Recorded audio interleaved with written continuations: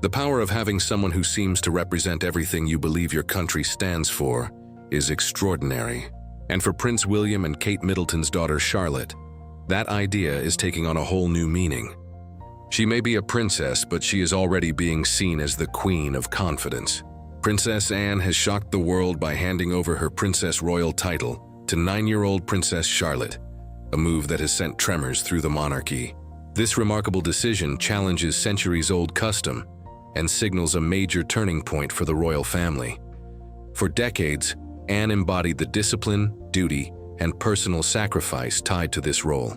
Now Charlotte is stepping into that spotlight, carrying the weight of history on her young shoulders. Let us unpack the deeper meaning behind this extraordinary development. A young royal inheriting such a timeless role is no small matter. The Princess Royal title is not something casually handed out. Anne has held it since her 30s, and it remains one of the most respected roles in the royal system. The fact that she carried it for so many years with strength and dignity makes this transition even more compelling.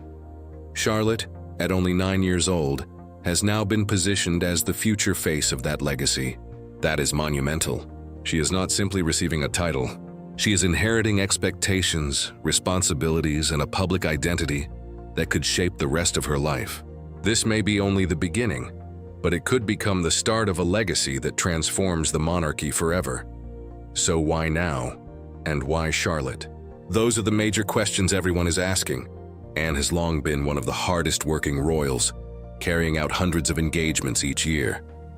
She knows better than most what it means to live at the center of royal duty. And now at 74, she appears to be thinking seriously about the monarchy's future. By passing the baton to Charlotte, Anne seems to be expressing confidence in the next generation and in Charlotte's ability to continue the family's mission in a way that feels modern while still respecting tradition. The timing is especially striking. With King Charles facing health concerns, including reports surrounding a recent cancer diagnosis, the stability of the monarchy is being closely examined. There is a growing urgency to prepare the younger royals for the responsibilities they may one day need to shoulder. By giving Charlotte such a visible role early on, the family may be laying the foundation for her future. This is not merely a symbolic gesture. It feels strategic, and the symbolism matters. The Princess Royal title is not only about status, it is about continuity. For generations, this role has stood as an important pillar of royal tradition, passed from one era to the next. By placing it in Charlotte's hands, Anne is creating a bridge between the monarchy's past and its future. And there is another important layer here: Charlotte's position in the line of succession. Thanks to the 2013 law that ended the rule placing boys automatically ahead of girls, Charlotte's place as fourth in line to the throne is secure. That changed everything. Charlotte's upbringing is also a key part of this story. As the second child of Prince William and Princess Catherine, she is being raised in a setting that carefully balances royal tradition with a more modern family life. Her parents have made it clear that they want their children to experience as normal a childhood as possible, despite the intense public attention surrounding them. That balance between normal life and royal responsibility will be vital as Charlotte grows into this new position. But we should not ignore what is truly at stake. Being Princess Royal is far from easy. It comes with relentless public attention, enormous expectations, and a lifetime devoted to service. Charlotte clearly has charm and confidence. That much has already been seen in her public appearances. But the real question will come with time. Can she manage royal duty while also growing up under constant scrutiny? That is the question that will define her path. Anne's decision also points to a broader shift inside the monarchy. The royal family has been under increasing pressure to modernize and remain relevant in a fast-moving world. By giving Charlotte such a high-profile role, they are doing more than handing over a title. They are positioning her as a symbol of a newer, more progressive chapter. It is a smart move, one that recognizes the need to connect with younger generations, while still preserving the weight of tradition. This transition also reflects the value of mentorship. Anne is not simply stepping aside and leaving Charlotte to figure everything out alone. She will almost certainly remain a guiding presence, offering wisdom and experience as Charlotte matures into the role. Anne's legacy has always been built on hard work, discipline, and a straightforward approach to royal life. If Charlotte can draw even part of that strength from her, she will be in a very strong position. What makes Charlotte's role even more interesting is her potential to redefine what it means to be royal in the modern age. The era of purely ceremonial responsibilities is fading. Today's royals are expected to champion causes, connect with the public, and use their influence for something meaningful. Charlotte, with her natural charisma and youthful energy, is in a unique position to meet those expectations. Anne's decision also points to something much bigger happening inside the monarchy. The royal family has been under constant pressure to evolve and remain relevant in a world that moves faster than ever. By giving Charlotte such a visible role, they are doing far more than placing a title in her hands. They are presenting her as the face of a newer, more forward-looking era. It is a clever move, one that recognizes the need to connect with younger generations while still preserving the gravity of tradition. This handover also feels like a lesson in mentorship. Anne is not simply moving aside and expecting Charlotte to navigate everything alone. She is almost certain to remain a steady influence, passing on her insight and experience as Charlotte gradually grows into the position. Anne's own legacy has always been defined by discipline, dedication, and a practical approach to royal duty. If Charlotte can absorb even a portion of that example, she will be more than prepared for what lies ahead. What makes Charlotte's position especially fascinating is the possibility that she could redefine what being royal looks like in the modern century. The time when royals were expected to perform only ceremonial duties is slowly disappearing. Today, they are expected to champion causes, build meaningful connections with the public, and use their platform with purpose. Charlotte, with her natural confidence and youthful energy, seems ideally placed to meet those expectations. This transition also opens up wider conversations about gender and leadership within the monarchy. Historically, royal titles and responsibilities have often been shaped by old ideas about succession and hierarchy. But Charlotte's growing prominence suggests that the family is willing to move beyond those outdated assumptions. By elevating a young girl to such an important role, they are sending a powerful signal about equality and about how the monarchy is changing with the times. The public reaction has been a blend of excitement and curiosity. Charlotte has already captured many hearts with her poise and memorable appearances, but this new title raises the stakes considerably. People will now be watching even more closely to see how she handles the attention and what kind of influence she might ultimately have on the future of the monarchy. As Charlotte matures into this role, she will also have the chance to shape her own identity within the royal family. While Anne's legacy will inevitably serve as a major influence, Charlotte will still have room to bring her own outlook and priorities to the position. Whether through charity work, public advocacy, or other initiatives, she has the potential to leave an enduring imprint on the institution. Anne's choice may well represent a major turning point for the royal family, steering its future in unexpected and significant ways. Charlotte has become one of the crown's youngest symbols of continuity and progress. And perhaps the most important thing to remember is that this is not only about the present moment, it is also about protecting the monarchy's future in an age where traditional institutions are increasingly questioned.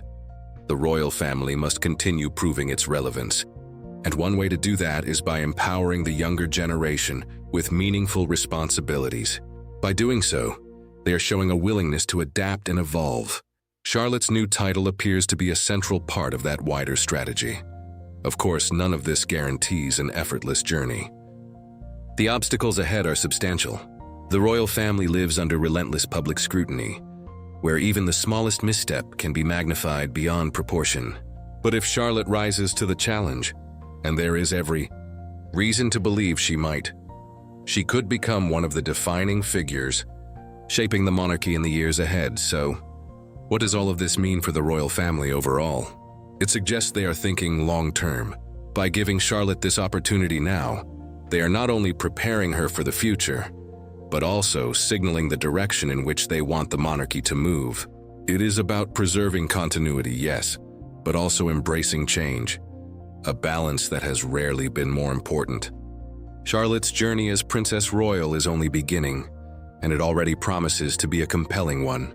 As she steps into this role, she will be carrying far more than a title. She will be carrying the expectations and hopes of a nation. That is a tremendous burden for a 9-year-old. But if anyone seems capable of growing into it, it may well be her. With Anne's guidance and the support of her family, Charlotte appears ready to become a defining presence in the next chapter of royal history. To fully understand the importance of this transition, it helps to look more closely at what makes the Princess Royal title so distinctive. Traditionally reserved for the sovereign's eldest daughter, the title has long been associated with a deep sense of service and responsibility. Anne exemplified that through decades of dedication to causes such as Save the Children and many other charitable efforts. Passing the title to Charlotte is not merely symbolic. It is both an invitation and a challenge to continue that tradition of public service. Charlotte's early introduction to public life has already laid the groundwork for this responsibility. From appearing alongside her family at major events to engaging warmly with the public, she has already shown an ability to connect with people. That quality will be invaluable as she grows further into royal life. Her public interactions have often reflected a natural ease and warmth, suggesting that she may be well suited to the demands that come with such a role. But what does it mean for the monarchy to have such a young Princess Royal in the modern era? For one thing, it signals a willingness to evolve. The British monarchy, like many old institutions rooted in tradition, has often faced criticism for moving too slowly. By placing Charlotte in such a prominent role, the royal family is taking a clear step toward modernization. It reflects an awareness that younger generations matter and that contemporary concerns must be addressed. Charlotte's role will likely blend traditional responsibilities with more modern priorities. She may take on ceremonial duties, representing the monarchy at official events, while also championing causes that resonate with her generation. Issues such as climate change, mental health, and social equality may well become central to her future work. Reflecting the monarchy's changing priorities, this transition also emphasizes the importance of mentorship within the royal family. Anne's decision to pass on the title is not simply about stepping away from a role. It is about guiding the next generation into it.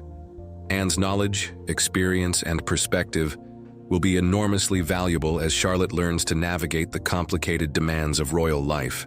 That guidance could provide Charlotte with a solid foundation as she grows into her responsibilities.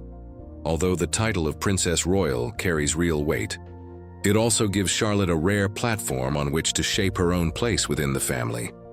Unlike her siblings, who may occupy different roles in the institution, Charlotte has the chance to create a distinct path for herself. That individuality will matter as she tries to balance the expectations of the monarchy with her own interests, values, and ambitions. Looking ahead, Charlotte's journey will almost certainly be shaped by the changing dynamics of the royal family itself. As time passes and new challenges emerge, the monarchy will need to keep adapting. Charlotte's role as Princess Royal could become a crucial part of that evolution, acting as a bridge between heritage and progress. The choice to give this title to Charlotte also reflects a broader trend. Inside the monarchy, a focus on continuity and stability in a world that is constantly shifting. The royal family's ability to adapt without losing its essential identity is critical. By investing in the younger generation, they are trying to ensure that the monarchy remains both resilient and relevant in the future. Charlotte's rise to the role of Princess Royal is, therefore, a moment of genuine significance, not only for her personally, but for the monarchy as a whole. It marks the opening of a new chapter, one filled with possibility and promise. As she grows into this role, she may have the chance to leave a lasting impact on both the institution and the people it serves. The twists and turns of royal history prove that a single moment can alter the monarchy forever. Bloodlines, battles, betrayals. The story of the crown has never been calm. If we go all the way back to 1066, things become especially dramatic. Of course, there were kings and smaller realms on these islands long before that. But every story needs a starting point, and 1,000 years back is as good a place as any. So we leave behind the chaos of earlier rulers and step into the age of William the Conqueror and the shockwave of the Norman conquest. The Normans, who were essentially French in culture at the time, changed everything. William the Conqueror had several children, but to keep things manageable, the most important for the succession story were William II, Henry I, and Adela. In those days, inheritance was rarely simple. The eldest son usually had the first claim, but military strength and political skill could matter just as much. When William the Conqueror died, William II took the crown. His reign did not last forever, and after his mysterious death on a hunting trip, his brother Henry seized the opportunity and became Henry I. Henry was hardly a model of order himself. He fathered many children, but only a small number were considered legitimate. Then disaster struck when his only legitimate son drowned in a shipwreck. In response, Henry pushed the claim of his daughter Matilda and made his nobles swear loyalty to her. But promises in royal politics often meant very little. When Henry died, Matilda was away in France, and her cousin Stephen moved quickly to claim the throne. That triggered years of conflict, effectively a civil war over who had the better right to rule. Matilda did return and fought hard for her claim, but without a formal coronation, her position remained uncertain. In the end, the succession passed to her son Henry II. Henry II had sons of his own, including the young Henry, Richard, John, and Geoffrey. In an attempt to avoid future conflict, he tried crowning his son young Henry while still alive, imagining that co-rule would bring stability. Instead, it brought rebellion. The experiment failed badly, and young Henry died before ever ruling independently. Then came Richard the Lionheart, famed more for crusading than governing England, leaving much of the kingdom's day-to-day reality in the hands of others. After him came John, whose troubled reign led to one of the most important political documents in English history, Magna Carta. From there, the crown passed through a succession of Edwards and other rulers, with power constantly shifting among branches of the same family. Edward II was overthrown. Edward III ruled powerfully, and his descendants would ultimately drag England into one of its most chaotic dynastic struggles, the Wars of the Roses. That conflict was a brutal tangle of rival claims emerging from Edward III's line. Kings were deposed, restored, replaced, and challenged in ways that made the crown seem almost unstable by nature. Henry VI, Edward IV, and then Henry VI again. The throne changed hands repeatedly. After Edward IV died, his young son Edward V was supposed to rule, but his uncle Richard took control. The boy disappeared, and Richard became Richard III. Richard's reign, however, did not last. Henry Tudor entered the picture, defeated Richard, and became Henry VII. By marrying Elizabeth of York, he united the two rival houses and brought a degree of order after decades of bloodshed. His son, Henry VIII, would become one of the most famous monarchs in history, known as much for his marriages and religious upheaval as for his rule. Henry VIII tried to simplify succession rules, placing sons first and daughters after them. Yet even that did not prevent turmoil. His son Edward VI inherited the throne as a child, but died young. Before his death, Edward attempted to bypass his half-sisters Mary and Elizabeth in favor of Lady Jane Grey. Jane's reign lasted only days before Mary claimed the throne and had Jane executed. Mary I ruled next, but she left no surviving children. After her came Elizabeth II, whose reign became legendary. She ruled with extraordinary authority, but when she died without an heir, the English crown passed to the Scottish royal line. That brought James VI of Scotland to the English throne as James I of England, uniting the crowns. His son Charles III later lost both his throne and his life during the English Civil War. Oliver Cromwell rose in the aftermath and rejected monarchy altogether, ruling instead as Lord Protector. But that Republican experiment did not last, and the monarchy was restored with Charles II. Charles II died without legitimate heirs, so the crown passed to his brother James II. James's Catholicism created intense political tension, and eventually Parliament supported William of Orange and James's daughter Mary in taking the throne. William and Mary ruled jointly, an unusual arrangement in royal history, but they had no children. After them came Queen Anne, whose personal tragedy shaped the future of the monarchy. Despite many pregnancies, none of her children survived to inherit. That crisis pushed Parliament to look elsewhere for a stable Protestant succession, leading them to the House of Hanover. From there came George I, then George II, and then George III, whose reign stretched across a transformative age and even included the loss of the American colonies. The dynasty continued through George IV and William IV, before eventually reaching Queen Victoria, whose long reign defined much of the 19th century. Victoria's son, Edward VII, followed her, and after him came George V. Then came Edward V, whose reign ended in abdication when he chose love over the throne. His brother became George VI, leading the monarchy through the turmoil of the Second World War. When George VI died, his daughter Elizabeth II became queen in 1952. Elizabeth II would go on to reign longer than any British monarch before her. After her came her son Charles, and after Charles, the future crown is expected to pass to William, and eventually to William's son George. That is the whirlwind story of a royal family shaped by ambition, rivalry, rebellion, tragedy, and reinvention, a line of rulers forever tested by the weight of history. And after all of those centuries of power struggles, broken rules, and dramatic turning points, the question still remains: does the monarchy continue to matter in the modern world? That debate is far from over, but one thing is certain: the story of the crown has never stopped evolving, and its next chapter may be just as compelling as any that came before.